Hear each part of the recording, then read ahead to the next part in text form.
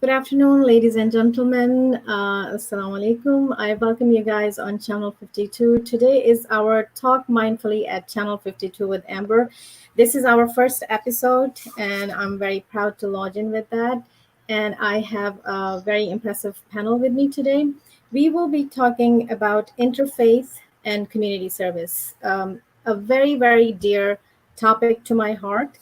And I think it's extremely essential for us think with the conditions going on right now to think outside of the box and also understand the beauty behind interfaith. So I have with me Dr. Sultan Chowdhury, and Dr. Sultan Chowdhury has strong interest in the community development, and he has very impressive resume here.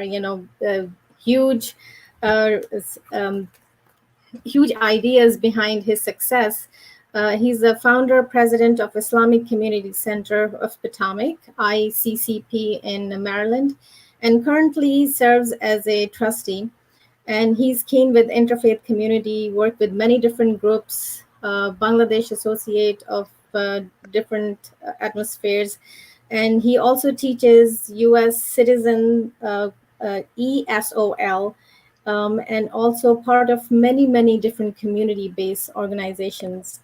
So Dr. Chaudhry, thank you for joining us. And please, explain more about yourself, because such a huge, beautiful bio that I cannot complete everything in my little bio. Good afternoon, Amber, and the community. It's a pleasure to be on. I'm Sultan Chowdhury, and of course, I'm a Bangladeshi American, born in Bangladesh, but have been in the United States almost four decades, all my adult life. Raised three children in Maryland, but I also have some New Jersey background. So I lived in New Jersey. Two of my boys were born in New Jersey. I'm currently retired from the United States federal government. My background is I'm a CPA, certified public accountant. I also have credentials as certified global management accountant, and I have graduate and postgraduate credentials in computer science and technology management. In doing this, you might say, what a person with the technology and financial background comes here to interfaith discussion. That's been a passion. And I think as human beings, we pursue our livelihood and profession in many different ways, but the spirituality remains. Our call to spiritual needs are inherent in us. Name it in which way, whether we belong to a religious community or not, Christianity, Judaism, Islam, Hinduism, Buddhism, and many more, I guess. Our inherent or need remains to connect to our Creator, but to the community that we live in, contribute with them, live with them, and the design and the desire is to live in harmony. So that's been a need, and since I'm retired and I have kind of utilized good portion of my time trying to build. I don't want to say build bridges, but connecting with the communities of all faiths. Uh, you can see from me that I'm of Islamic faith, but I say I'm a Judaic, Christianic, Abrahamic, Judaic, Christianic Muslim, because we inherit, and each community inherits from the great grandfather Abraham. But if we don't believe in specific faith, still our human needs remain to connect and live a peaceful life and deal with others in a way that we want to be dealt with in respect of each other. So on that note, there a lot needs to be done, and things are happening now. I can go in detail possibly later, or if you want me to continue, Madam Host, I can do that. So tell me, so Yeah, should we? sure. Yeah, let me introduce our next guest, and then we will be talking, because I know you guys are full of rich backgrounds, and we are here to talk about it. So thank you. Our next guest is Anne Elizabeth Derse, and Anne Elizabeth Derse is a career foreign services officer with the rank of minister counselor.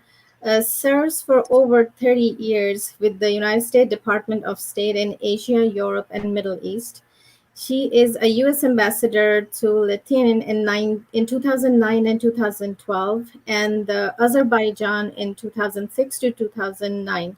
Earlier in her career, she held senior positions managing economic relationship with U.S. mission to Europe Union and to the U.S. ambassador in Korea, Philippines, and Belgium, where she also served as the last U.S. commissioner in the Tripartite Gold Commission. And she can speak many different languages. The other thing is that now I am, as I said, that it's such a beautiful, rich bio that I cannot, even if I try, I would not be able to consolidate in my intro. So please, and go ahead and introduce us in your words. Well, thank you very much, Amber. Good afternoon to everyone who's here watching. I'm so grateful for this opportunity to have conversation with you here today. And you did a fine job with my foreign service bio. It's correct. I had a long career, 30 years, in the U.S. Foreign Service, and I worked all around the world. But I retired from that career in 2012, and I took about a year to think about what it was I wanted to do next in my life. And I decided that I would go to seminary and go to the Deacon School in the Episcopal Diocese of Washington and become a deacon in the Episcopal Church. And I now serve in a church in Bethesda, Chevy Chase, Maryland, just outside of Washington, D.C., as the deacon. It's my own church. I was very lucky. The bishop assigned me back to my own congregation. And the deacon in the Episcopal Church has a special role, as Sultan knows. It's the role of outreach and connecting a church community to its broader community, to the world, and to other faith communities around us. And so that's the work I'm doing now. And it's not unlike being in the Foreign Service, because you're doing outreach and you're connecting with people and you're connecting communities. And so I find that it's in the service of my God as opposed to the service of the US government, but it's service nonetheless. And since Sultan shared a few personal comments about himself, I'll tell you that I grew up in the Middle West. My family comes from Wisconsin. I grew up in Chicago. I went to college at Macalester College in St. Paul, Minnesota. And I was lucky when I was 16 years old. I got a scholarship to go to France and study French as a 16-year-old through the American Field Service. You may know that exchange program. Awesome. That experience changed my life. I had never left the Middle West until I went and lived with a fantastic French family in Paris. And I knew after that summer that I spent with them that I would do something internationally. So that's how I got on an international track. And I studied international relations at Johns Hopkins School of Advanced International Studies in Washington, D.C. And after that, I entered directly into the State Department. And I married a fellow diplomat who is about 10 years my senior, who had extensive experience in Asia. So he swept me away from Europe, off to Korea, Singapore, and the Philippines. And we raised 4 children while traveling around the world for 30 years. And now we're settled back here in the Washington area, where I'm so pleased to be able to work with people like Sultan and other colleagues and friends from different faith communities on a whole range of issues. Mm-hmm. Just to, we can leave that for later, or I can tell you more now. But we have connections with other Christian communities here, with Jewish synagogues, temples, and congregations, with our Muslim friends, with Sikh friends. Washington and Montgomery County, Maryland, where we live, is a very rich interfaith environment. And we work together on important issues like gun violence prevention and supporting immigrants and refugees and fighting homelessness and feeding the hungry and dealing with COVID. Mm-hmm. All of the things we need to do to help the community with COVID. So that's a little bit about me. And it's amazing. To answer any questions. Amazing and beautiful, and I can actually relate with your going as an international student because I went to Bangladesh during my master's, and such a beautiful way, and actually it does a life-changing event. What you can learn while traveling to other countries and learning the culture from others, I think it's a life learning lesson. And that's the beauty which you both bring in, especially being a diplomat. So my first question is from you, and is that, being a diplomat and working in foreign services and being a servant of government on such a high level, why did you choose to be a deacon? Why did I choose to be a deacon? Well, that's really a great question. I really enjoyed my career as a diplomat. I took great pride in representing my country abroad, and I believe deeply that America is a very special place. We're not perfect. We have our problems. This is one of those times. But fundamentally, our values, our Constitution, and we all take an oath to the Constitution when we join the government and serve in the kind of position I served in. I was very pleased to defend and protect U.S. interests abroad. But I found that although I enjoyed all the policy work, I enjoyed the economic work, I enjoyed the political work, the security work, what really touched my heart in my Foreign Service career was the work I did that touched people's lives and changed people's lives. For example, I was an economic officer and I worked for many years on trade and development issues in different countries. And as an ambassador, I worked extensively on issues related to human rights in my ambassadorial assignments. We worked on press freedoms. We worked on domestic violence issues. We worked on, a whole range of things that made a difference in people's lives. And that's what spoke to my heart. So when I took that year after I finished my Foreign Service career to think, what is the next thing I want to do? I felt very drawn into work that would be involved with people's lives. And I was raised with a deep faith. My great-grandfather, who was an immigrant from Norway, came as a very young man. He was a sailor, a mariner, who sailed across the Atlantic Ocean 7 times or 8 times before he finally settled at about 21 years of age in Chicago and went to seminary. I was raised with his example. He was a wonderful man who did a lot for people, working as a circuit rider. Do you know what a circuit rider is? Someone who would ride a horse around to different congregations after he was ordained. And he was a person who believed deeply in community service. And so I was raised with that ethos. And so becoming a deacon, in a way, was a natural. It's different than being a priest. A priest in the Christian church and the Episcopal church is generally caring for a congregation. And deacons, as I said, have that job of looking out and connecting the church to meet the needs of the world. So that's why I became a deacon. Yeah. Isn't it this amazing that how what you are supposed to be in your childhood, your inner soul tells you those connections, and later in life you do connect with that. And my next question is from Dr. Chowdhury, that you yourself has a very busy schedule, and I see your resume that you worked in the U.S. government, teaching different areas of technical computers and projects and banking. Why did you choose this area when you got into, or it was just a natural click that it happened? Well, I can say it's a natural progression or click. Um, Look, I mean, we choose our professions in different ways, and I'm very grateful what I could do and what I have achieved. And incidentally, like Anne, I started my first professional job in U.S. AID, which is part of the U.S. Department of State in Bangladesh. So that exposed me a lot of international things. And at that time, back in 1975, 76, Bangladesh was going through a lot of economic and other difficulties. So I was one of the managers looking after food for work and relief and family health and family planning. But that's my very early exposure to it. But I think, as I said at the beginning, I mean, in amongst us, or most of us, we have an urge to go for the higher one. which is when we say God or Allah or the Creator, whatever we say, and the ultimate desire is to do good for your community and the society. Um, in fact, formally, I started doing this work, although I have done participated in various relief and rehabilitation work when I was young at school and even beginning of my professional life.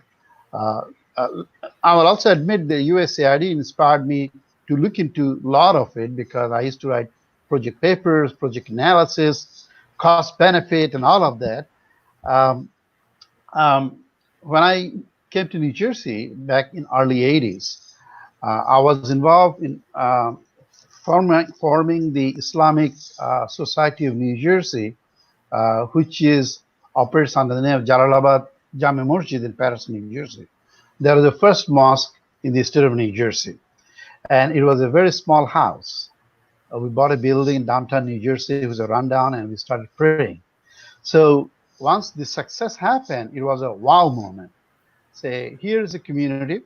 In fact, the community was very down to earth, hardworking community of Muslims of South Asia, Bangladesh, Pakistan, and that area, and with a very small means, but very big desire to remain connected to spiritual needs, God and His linkings. In fact, at that time, the minimum wage, if I recall, was $3.32 an hour, and very majority of the people there used to be in that kind of wage time frame. So with their contribution support, Islamic Center was established, and I used to work for a CPA from them. But right after 5 or 6 o'clock, I'd be there in the building, renovating, doing things. I was a translator because most of the people didn't speak English or Bengali for that matter. So traffic cases, family feuds, court interpretation, and all those things. So once you be attached or addicted to social service, you, I think, remain in that. Since in 1983, I have not been away from social services. Then I moved to Maryland, Washington, D.C. area, and there are so many other organizations that I served. You remember ESOL. ESOL is English speakers of other language, which is people coming from various countries. They want to learn English, although they may have a engineering degree or medical degree or no degrees, they want to learn English. So we teach here. It was a voluntary service. Then primarily for Bangladeshi communities, of course, it was open to all communities, but primarily students of Bangladeshi communities for citizenship training, U.S. citizenship exam, some basic rules. Although it seems very simple, but I'll tell you, even high school graduates of the United States, many of them failed the test. So that was a very satisfying experience. But it kept on going on other things, bigger causes, socio-ethnic causes, and now interfaith, which is a big thing for me. And I'm associated with my dear friend Anne Derse and 15 other faith institutions in a very meaningful way. Yeah. Such a beautiful way of actually utilizing I think retirement is one of the most beautiful time. It's the most meaningful time. And I actually thank both of you for, reiterating in such a beautiful manner by becoming a leader of interfaith. I do want to take a pause here for Dr. Chowdhury, because you mentioned the mosque named Jalalabad, which is very significant mosque in the area from where I am, Paterson, and our lot of audience are joining us, and I think many people don't know that you were one of the initial beginners and the leaders to make the impact on that mosque. And I know that you did share with me that people, no matter if they were from a daily jobs, wages, it didn't matter that they could afford or not, but the heart was there to give the charity, and within one night you were able to fundraise hugely. Right. Indeed, actually, it was generous in heart, and I'm also grateful for the community who were living there before. Even Bangladesh has different districts or states, if you'll say. And at that time in Patterson, it was from certain area, so there were colloquial languages that we have to speak.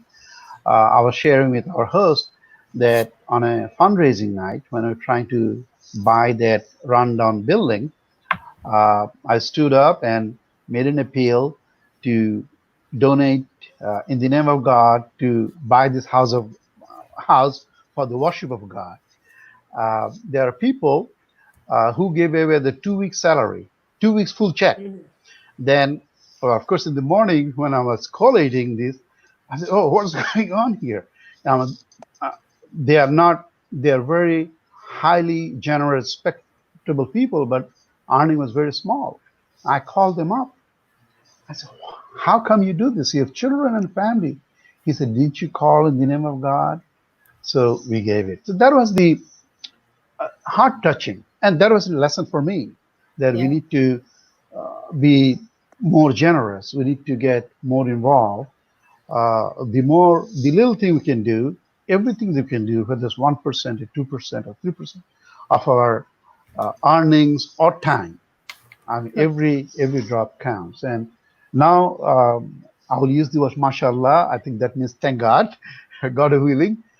That community is a huge community, and every time I go to New Jersey, pass by that, I go further to the mosque because that enlarged into a huge facility. I think they're doing a multi-million-dollar project now, $7 or $8 million project. I think they're doing. And That's we are lucky enough to have a couple of other mosques in the areas as well. Yeah. several, yes. So, but we want to focus our conversation, though. Although, Right. I'm because of my Islamic faith, I have been involved very strongly in the Islamic tradition. But we are big, and we want to remain committed as big to our interfaith efforts, reaching out to our brothers and sisters of all faiths, Christian, Jews, Hindus, and everyone else. And that's what we're doing. As a matter of fact, that's the call of religion, as I understand almost all religion, and I'm talking Islamic religion too. Mhm. So God created us um, as communities of people. In fact, in the Quran, God says, "O you mankind," and I'm paraphrasing, uh, I have created you in tribes and clans so that you could know each other and meet each other and make a better world. In fact, the meaning is that if the God intended, He could have created all human beings look alike, brown, black, yellow, white, or what have you, same size, blue-eyed, but he created us differently. In this three panel, Amber, Sultan, and Anne, we look uniquely different, unique but different. So I think it's a God way of saying that, well, I can do anything I want to do, I wish to do, and it is up to you to prove yourselves to be good people, good creation of me, and that's the reward. And that's the message that I believe in very firmly, and want to kind of inspire others. I'm sure people are aware of it. And of course, that takes some duties and responsibilities that we can possibly cover in the next moments. Thank you. So I want to come back to our main goal of interfaith. I am part of Shalom Shalom Women Organization from last 3 years. A beautiful organization. I am the co-leader of a Muslim one, and we have other Jewish ones. I was not able to get them in because today is Saturday and they're busy for in their Mhm. Shabbat. So So bad. yeah, and they will be watching the recording. But I have learned the beauty of interfaith. I think it's the most beautiful group, and the power which comes out of it is of love and thinking, putting people with their belief, respecting where they are, and working together. But I want to hear from both of you first. I'm going to hear from you, and that why do you think it's so essential, specifically with the, with the political atmosphere going on right now, because it is important to talk about that. And another linking question with that, the rights, human rights also linked with it. Everything actually links with that. So go ahead. Well, let me state first that I'm a person who comes from a position of my faith informs my politics. My politics don't inform my faith.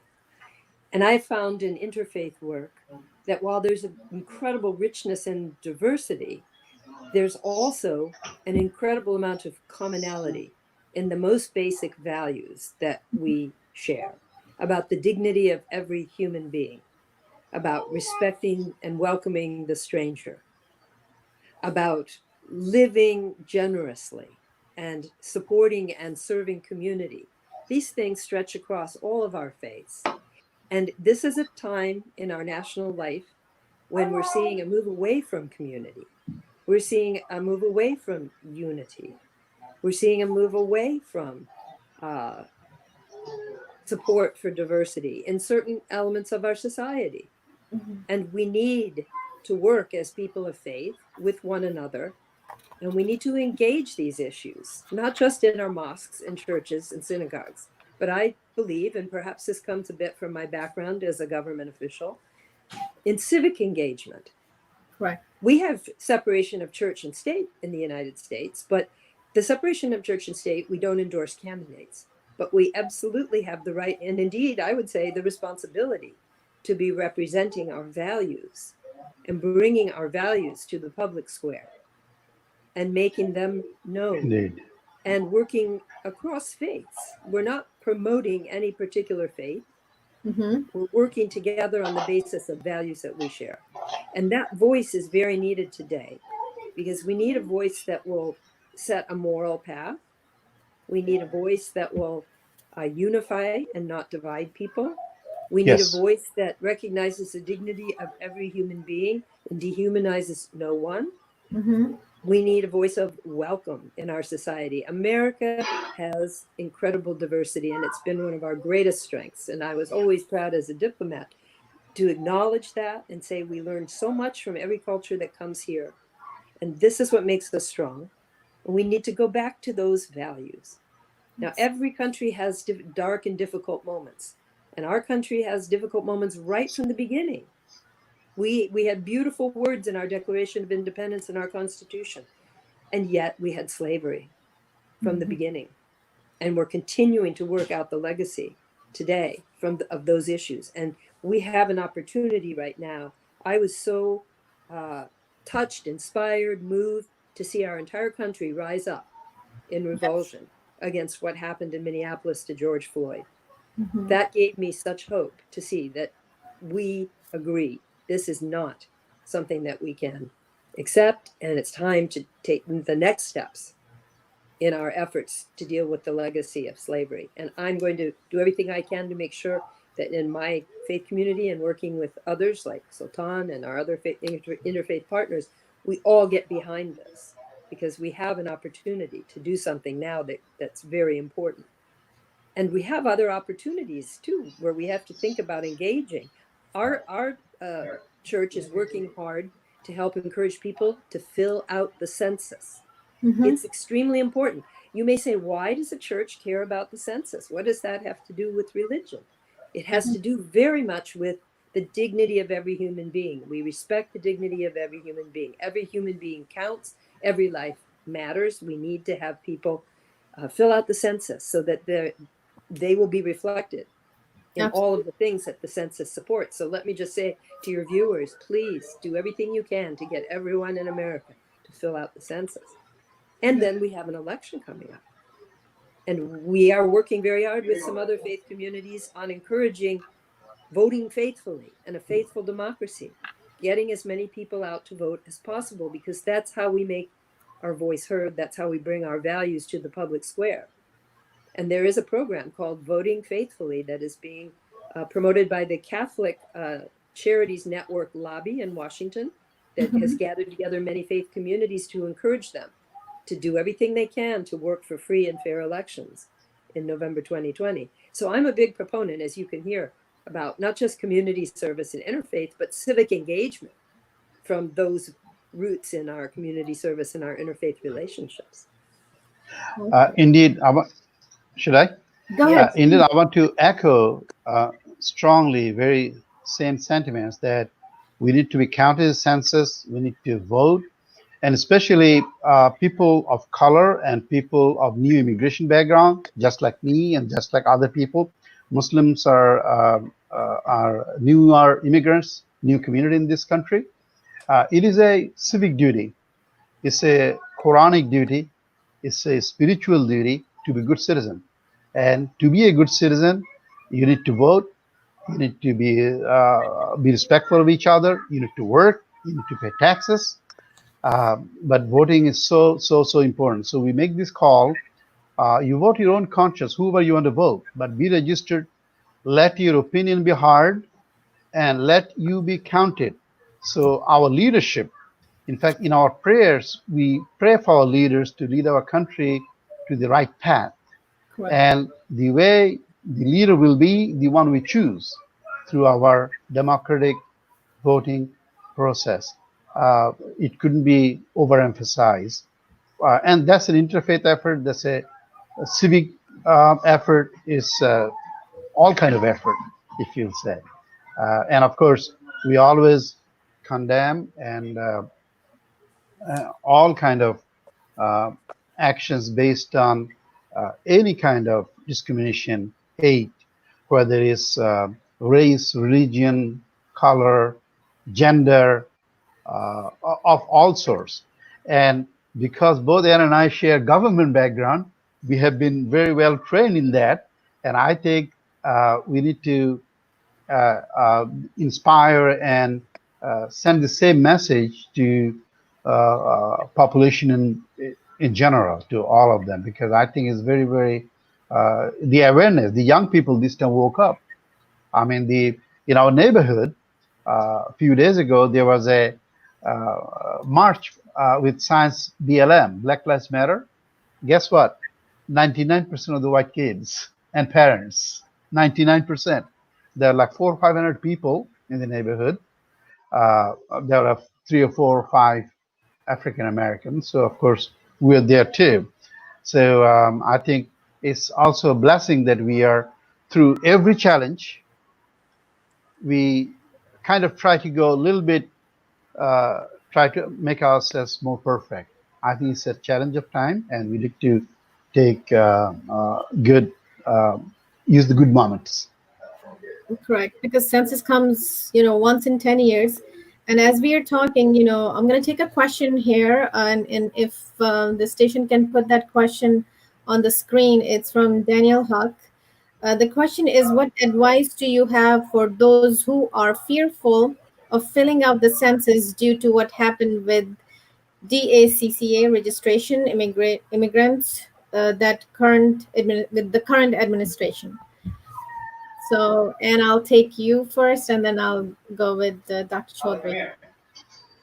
Yes, Sultan may know more than I, but it's my understanding that the information on the census cannot be shared. It cannot be shared, and it's totally confidential. And that's what we have been told by our authorities here in Montgomery County. And when we fill out the census and encourage people to fill out the census, we reassure them of that. And actually, I echo the same thing. It's the law of the land. And do you have to embellish on it, or? No, please. I would appreciate it if you would. Okay, I think it is the law of the land, and the census is a provision in the Constitution of the United States. It's a big issue. In fact, there was the current administration tried to have question whether it's citizen or not. Even it went to the Supreme Court, and the Supreme Court asserted that the citizenship question could not be there. The census is so important because every school budget, every street cleaning or street development, lighting, Medicaid, Medicare, or whatever that is budget is based on the U.S. Census. So I urge and encourage each and everyone who live here whether with paper, without paper, to do that. And of course, you can seek there are a lot of community organizations that help you, like CASA and church groups and so on, to consult with them and talk to them if they have any fear of issue. And there's no fear. DACA, there was a fear, but the Supreme Court asserted no, the executive was correct. And also, significant difference people should realize, DACA was an executive order by a president, President Obama. So that was an issue that they're trying to say, that an executive could not do such a big, huge thing. But the census is a constitutionally guaranteed issue. So I don't think, we have strong belief in our constitution and our laws and courts. And of course, sometimes we sidetrack, as is happening for a little bit of time in the history of 300 years. I think a few months is not that a big issue. So let's have faith and let's continue to do the work. Yeah, and I do want to remind our audience that census time was supposed to be June, but due to COVID and current circumstances, they have extended their time frame till August. So please do take advantage of it. And it has been in many different languages. It's much easier. It literally takes 10 minutes. You can, if you don't have technology with you, it can be done over the phone as well. So moving to another side, I want to ask a question and I know that you have worked with the White House as a director of biodefense policy of Homeland Security Council in White House in 2005 to 2006, and you helped with the writing a plan, plan of action with pandemic influenza in 2004 to 2005. So now we are back in pandemic and similar situation, and you would definitely know then versus now what are the gaps and what's going on, and if you can just give us your feedback on would be really appreciative. Well, thank you. That was one of the most interesting assignments that I had when I was still serving in the government as a diplomat. I was detailed to the Homeland Security Council at the White House. At the time, it was President Bush, and he wanted to write a plan to deal with a possible outbreak of pandemic influenza. And you might remember at that time, it was called bird flu or avian influenza, H5N1 virus. And the government at that time believed that it was important to have a plan in advance so we would know what to do if that virus had jumped from birds to human beings. Mm-hmm. Even at that time, we didn't know that it did or would, but we knew that we needed to be prepared in case it did, because it would require a whole of government effort in order to fight a pandemic, because we know viruses don't respect borders, they don't respect state borders, they don't respect international borders. You have to have a plan in place that pulls together all of the resources of the federal government and the state governments and the local governments. And you have to have a plan that has been exercised. We all know that if you want to make something perfect, practice makes perfect. And the only way you can find out if a system is going to be strong and perform in an emergency is if you exercise it by having a tabletop exercise. In those days, that's what we talked about. You write a plan to the best of your knowledge, and then you exercise it. So I am not a medical doctor or epidemiologist or virologist, but I worked with some of the top people in our government, many of whom I see still involved in this issue. And I learned so much about what you need to do. You have to have a plan. You have to coordinate efforts at all levels, recognizing that viruses don't remain in place. They circulate, they move. And you have to have, very importantly, straight messaging. You have to have very clear risk communication about what the dangers are and what people need to do to mitigate the dangers. So I learned these things in that period when I was working on avian influenza, and I've been disappointed to see that we haven't been able to do those things. And I'm concerned, very concerned about the way that this virus is developing in the United States. And we at in our faith community have worked very hard to help communities that have been hard hit around us, as well as our own parishioners, in dealing with both the psychological and the social and the health and the economic aspects of this crisis. And we all really need to pull together, recognizing that it requires the entire country to work together if we want to break the transmission of this particular virus. You know, they call it the novel coronavirus because novel means new. It's a corona. There are many coronaviruses out there that cause different kinds of respiratory illnesses. This one is brand new. We know so little about it, and it can affect you. You can have it and have no symptoms, or you can die from it, or you can live from it and have, lingering effects forever. It's lethal, and everything in between. So how are we going to stop this virus from affecting our country and our world? It's only if every single person does their part to break the chain of transmission. And that to me means, and I preach this in my church, wear a mask. It means you love your neighbor. By wearing a mask, you are helping to save your family, your friends, your neighbors, yourself, and the world, and yourself.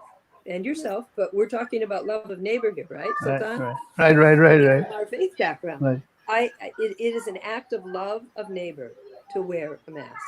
And so I just want to leave that message with you. It's important that we social distance and that we wear a mask.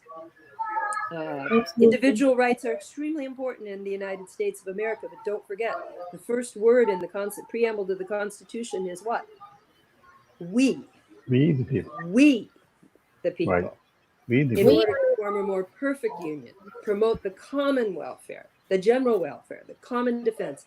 We have responsibilities to ourselves, but we have responsibilities to our community and society as well. And this is a case where we have to consider personal inconvenience isn't what rules here. What it has to be the general good. So thank you for giving me the opportunity to say that, Amber, because I just think it's a crucially important point right now for our society. No, absolutely. And it's so important. And the other thing which comes is, the federal cooperation with the state cooperation needs to happen together, as you guys know this by working from your own, experiences. And it does become difficult. I know I don't want to talk politically here, taking side of any administration, but, it just comes because it's such a frustration with what's going on. And I really appreciate your honesty in this matter.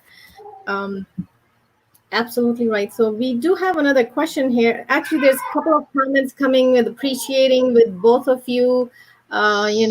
People are saying thanks, Anne, for honest opinion. Many people are liking.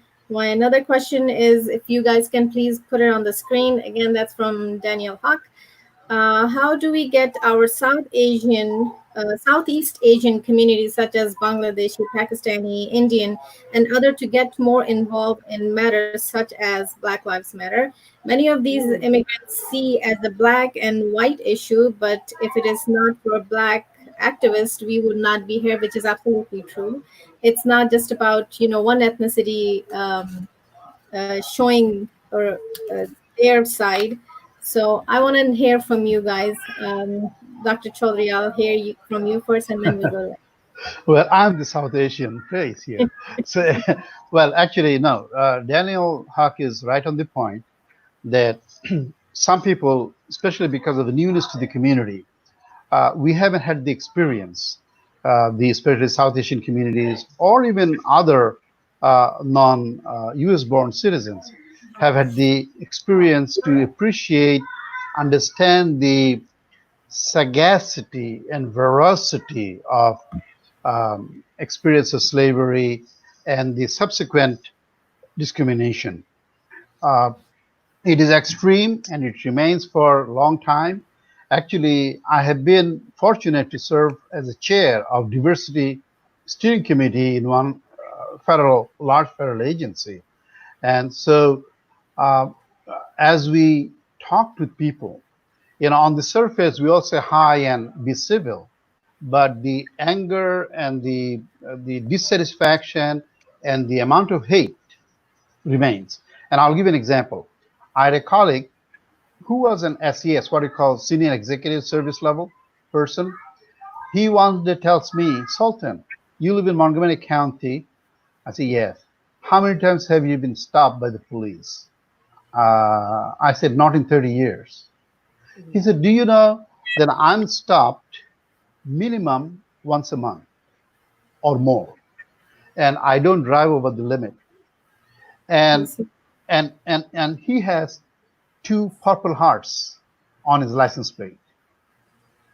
Purple Hearts, for some of us, let me explain. That's the Please. Medal of Bravery that's given to the people who fought for the United States military, and he kind of risked his life to save others' life. That's the meaning of Purple Heart.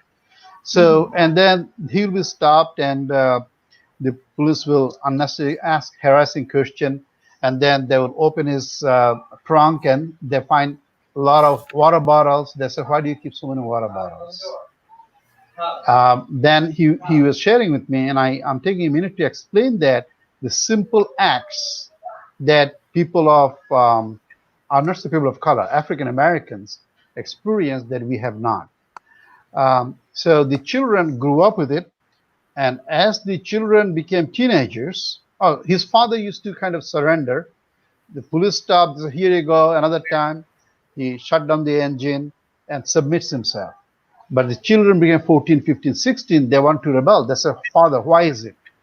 You're American. I'm American. Why nobody stopped? Why we stopped? And they used to try to get angry. And Father told, don't get angry. Don't say a thing, because life may be in jeopardy. See, that's the extent of um, depth of effective discrimination. So this gentleman, although because he was an older generation, born in long time ago, so he accepts the discriminatory behavior as normal. He is ready to be humiliated. He is ready to submit, although for no good reason. But his children, because of the age, they don't want to, and they are being shot and killed. We need to understand and appreciate it. And also, we want to express our gratitude to leaders like Martin Luther King Jr., and of course, Kennedy and Johnson administration and so on, and actually to some extent Nixon too, to help promulgate those EEO rules and regulations that kind of try to bring the society to a level playing field. But the real inherent cause didn't stop. So there are a lot of ways, and I was also involved, and I was kind of one of the authors. I contributed to authorship of the Home Mortgage Disclosure Act, and we found out what redlining is. People live on this side of the street, keep all their money in the bank, but they'll not be given loan because of their color of the skin. Okay, because there are little regulations that will say. So that's why we established the Home Mortgage Disclosure Act to recognize how discrimination is happening. So we have to appreciate it, and our children, the children of South Asian parents, need to sanitize the parents that it is real. Yes, we work hard. We work 200% to establish ourselves, to get good jobs, to get good education, to live in a big house and better house, and all of that. But to understand this society, we need to study history and a little bit more. In fact, as part of American Bangladeshi Community Foundation, we asked our second generation American-born children, not children, they're adults, to prepare a show, half-an-hour show, so all of us would watch together. So the older generation like us will realize, new generation or newcomers will realize what it is to be Black or African American in this country. We need to fully vouch the good cause, the cause of equality and justice. It's not Black Lives Matter, it's justice and Black Lives Matters, I think. Justice is so much important. And we have laws and regulations in place. All we have to do is to implement those and sanitize the hearts of people, spread the message that we are human beings. Jesus Christ, alayhi salam, Muhammad sallallahu alaihi wasallam, Musa, David, Joseph, Adam, Abraham, all teaches us that. No religion teaches discrimination. They're all for us to appreciate and respect and honor each other. Absolutely. I really appreciate that question, Amber, because the implication of the question is that this is an issue that all Americans, that everyone in this country needs to care about. Working on this issue of trying to eradicate the legacy of slavery that continues to this day in systemic racism and discrimination and the kinds of heinous crimes we've seen that result in the deaths of our fellow Black Americans. It's a problem for all of us, and we have to listen. First of all, we have to listen very humbly, in my opinion, and we have this opportunity. This is a terrible thing that we're going through because it was prompted by a death, many deaths, too many deaths. But it does give us the opportunity, if we want to do it, handle it right now and be humble, listen, learn, and then really be prepared to do the hard work to change ourselves internally and our systems and our society so that we can eradicate this. This should be a central issue for every community of faith, in my opinion, simply because we share that value of respecting the dignity of every human being. Indeed. So I hope people will be preaching from pulpits and in mosques and in synagogues and in gurudwaras and wherever your faith community is, preaching about these values and why this is a unique moment that we all must engage in to try to make profound in change. houses of worship as well as social level. And I also want to add just one thing to it. I know these things, this kind of heinous acts brings a lot of anger amongst communities, and anger is a natural reaction to unjust activities. But I think we need to take care of that. We need to work organized way to remove this root cause of this, because by angry reaction we may lose momentums of this realization what happened that was kind of caught on the video. Otherwise George would have been dead and nobody would have cared for him, right? So because of technology, thank God we have the technology has been exposed, but let's try to, young people, old people, experienced people, subside the anger phase of it and got organized at house of worship as a community and push forward to our politicians and our police forces also, because police essentially have to answer to the citizens. They live on our tax money, on our budget, and they need to serve the community, not hurt and kill the community. Absolutely. I think it would be, oh, sorry. I was just going to say thank you for that, Sultan. And I think it would be inhuman of us not to be angry at such deep injustice. But the anger, that energy needs to be transformed into some serious action. And working together, pulling together to make a change. So I think that's what you're saying, and I endorse that. Yes, absolutely. I agree. The cracks of the systemic racism, we need to repair them in a more meaningful way that, the anger is transformed in the right way. You're absolutely right. Another question I'm having here with the audience is if we can play it on the screen. How did a pandemic where over 120,000 died and continue to die has become a divisive force as opposed to uniting the nations? Can we please play put the question on the screen also? So I think I understand the question. Okay. And I think there's an important point here. The pandemic had dramatic economic effects. People lost their jobs. People lost their health insurance.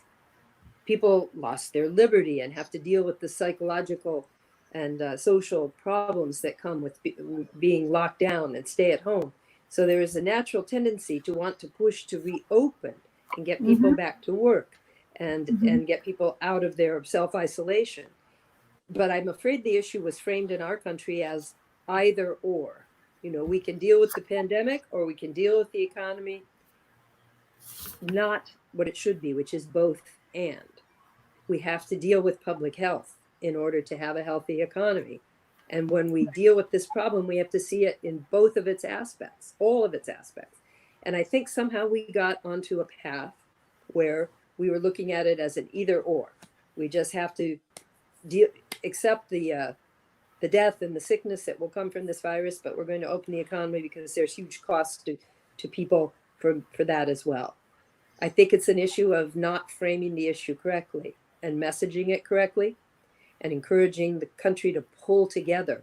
Think about, a friend of mine was telling me just last night, think about what we did in the Second World War, how the whole country pulled together and everyone did their part for a unified national effort. And that's what we really need here now. Yeah. Right. And if you think about it, the to add to that, sorry. Go ahead. The loss I want we to add had. to that. Post Second World War II, United States was the leader in the world in bringing the world out of colonization. I'm a beneficiary of nutrition program of USAID. The whole world is the food production program and all of it, and that was done because of the appreciation of the problem. And also transparency is very important. I think the United States, I'm not ashamed that we, being an advanced society in medical and scientific community, we have to lose 127,000 people and more. Yes. People look at us, and when I get overseas call, they will ask them how the United States could happen. It should not. I think transparency is very important. If we had taken care of the things from the beginning, instead of being boastful and overconfident, I think we could have saved a lot of lives. As people say, maybe 70-75% of the lives that we lost. What happened is not forgivable, but at the same time, we want to take the right steps now to move on and keep our nation healthy. Yes. And safe. And we hopefully certainly don't want to drive it into a deeper cycle of economic difficulty and public health crisis. And if we don't put together a unified effort soon, I think that's a risk. It is, and it's actually very scary and horrifying where we are heading.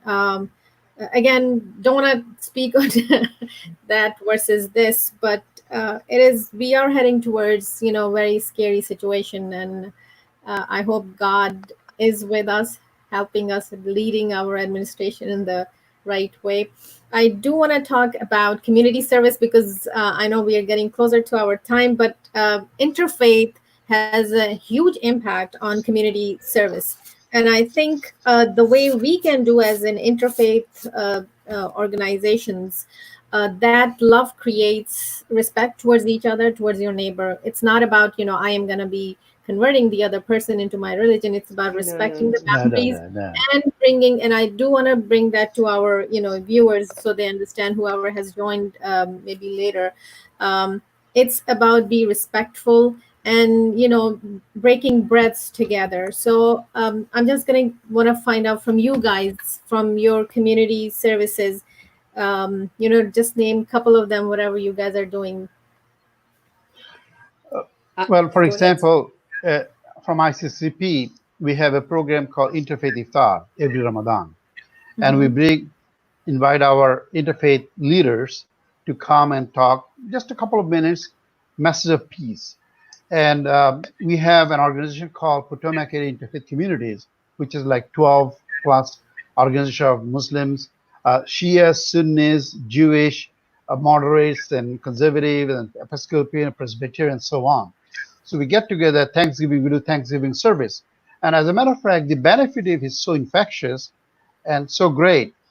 When the massacre in New Zealand happened, even before I knew the message, the news, I had almost 60 phone calls from my interfaith brothers and sisters expressing their regrets and assistance and help. And about 20 faith leaders, including Rev Anne Derse, went to with 2 hours notice, went to an Islamic Center to pray with us and offer their support and solidarity. So this is enormous benefit to us. And I'll tell you, I've been visiting to, I don't know, 30, 40, how many churches and synagogues and gurdwaras and Hindu mosques. But before that, 15 years ago, or 10 years ago, I didn't visit any other place of worship. I mean, do I regret it? Yes, but I feel good that I'm doing it now. So I invite all of us to come visit other place of other worship. And God in the Quran says, any place of house of worship where God is praying, God's name is uttered, is sacred. It didn't say Islamic prayer hall or Christian prayer hall, any prayer hall. So we need to visit each other and break the ice, get to know each other, have a hug, have a kiss, have a handshake, and that will really, love is infectious, and love is religion, whether in Islam or Judaism or Christianity or Hindu Om Shanti or whatever. We have to practice that. That's why my message. And I think that that love, Sultan, can be translated also into some very tangible, positive efforts together to change things that aren't right. For Exactly. example, we work in a very big network, interfaith network in Washington, D.C., to Yes. fight gun violence. The Yes. Interfaith Network for Gun Violence Prevention. There's 100 different faith communities involved in that effort. And so through that effort, we get to know each other, we share values, and we're putting our time and effort together to make a change. We educate, we have forums, we pray, we have vigils for the victims and survivors of gun violence, and we lobby. We Yes. lobby for change in the laws and regulation, and we Mhm. try to educate to change our culture around guns so that we can Yes. make a difference together as a faith community. And those are powerful efforts. So I look forward to continuing the work that we Awesome. do with other faith communities. Awesome. And that actually makes a real impact by, changing the form, creating forms, hearing from the people and taking it to the next level. We do have in New Jersey, the Islamic Center of Passaic County, one of our biggest interfaith, ally. As you mentioned about iftar, this Ramadan, because of pandemic, we did not had Right. actual Ramadan. And during those days, what we used to do, so what we did that, we packed and these converts, so or anybody else, we were delivering food to their homes. It was open for people to come and pick it up. And the interfaith community, Shalom Shalom, they offered webinars on social economical support, because it is hard. The domestic violence, because I'm part of Montclair State autism department. The data is not released. We were suspecting it would be 6%, but it is way more higher than what we suspected. We did offer, hotlines, but people are not getting hotlines calls because it's just a very down time. So Interfaith has done a phenomenal job in that, because it's from one faith what's not fitting to the other. Interfaith community has picked up that phone calls and helped in many different ways. That's what's happening in New Jersey, and I do see the beauty of coming together as a faith, because faith is not a division point here. Faith is actually what's bringing people together, and once you come together through faith, it's such a strong relationship. Indeed. Yes. Indeed. And that's what we want to do. In fact, during the endemic in Montgomery County, I know we, faith communities, provided thousands, almost 100,000 food packages, because people Mhm. have lost job, they don't have loved ones here, and the people who lost family or sick. So all of it, it is not based on who you are, how you are. You're as one human family. I may like brown and you may like red. So Mhm. be it, but we can be friends, and that's what I think our And we good Lord. co-sponsored with you, didn't we? A big food drive. We and other Indeed. faith communities with the ICCP did that Yes. together, and I'm Yes. grateful for that. Thank you. Okay. So I know our time is coming very close, actually.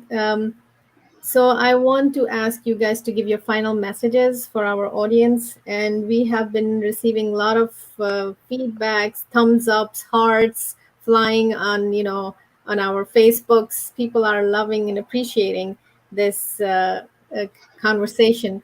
So any final messages? But before that, my personal last question to Anne is, a faithful democracy, what is that?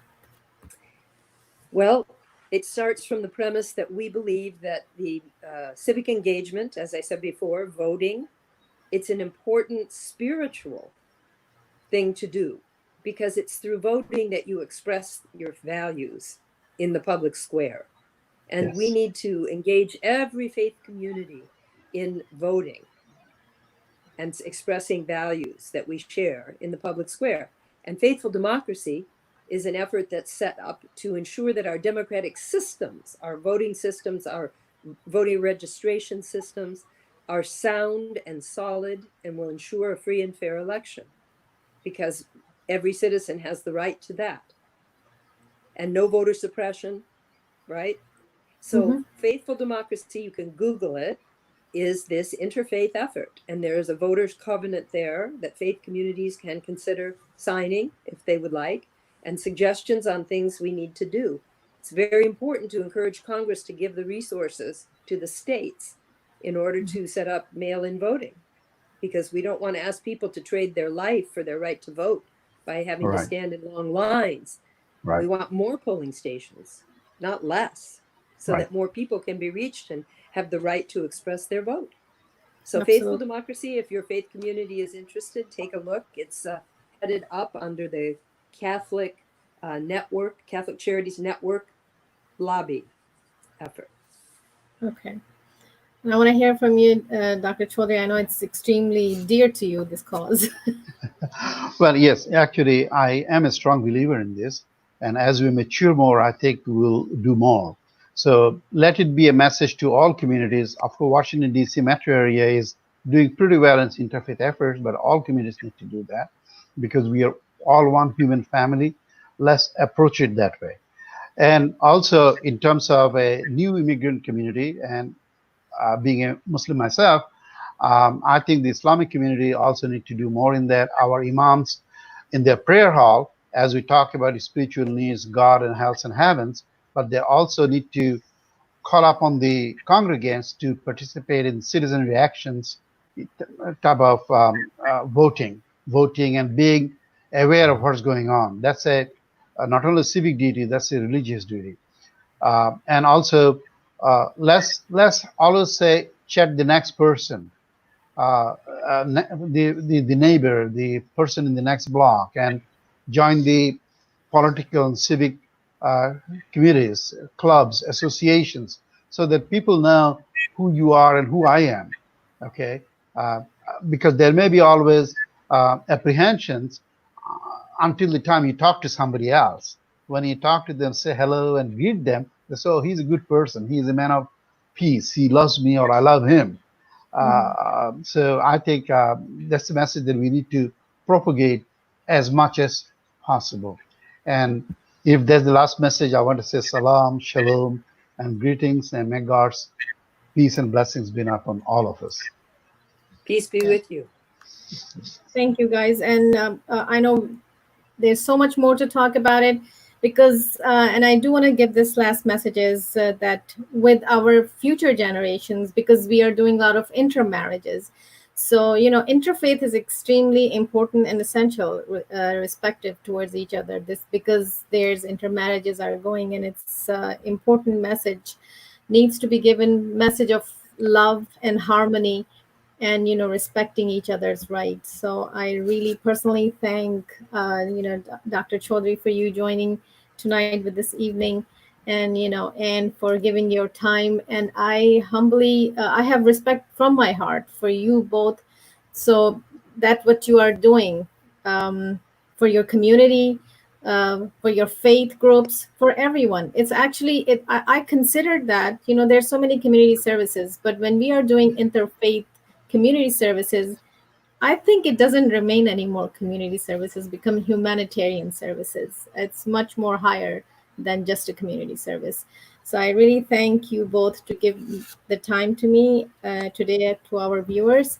And thank you, and assalamu alaikum and shalom, and everybody please enjoy the rest of the day. And thank you again, channel 52, for giving us that time. Thank you very much for having us. We Thank appreciate you. it. Thank You're you. very welcome. She's a hardworking lady. Yeah.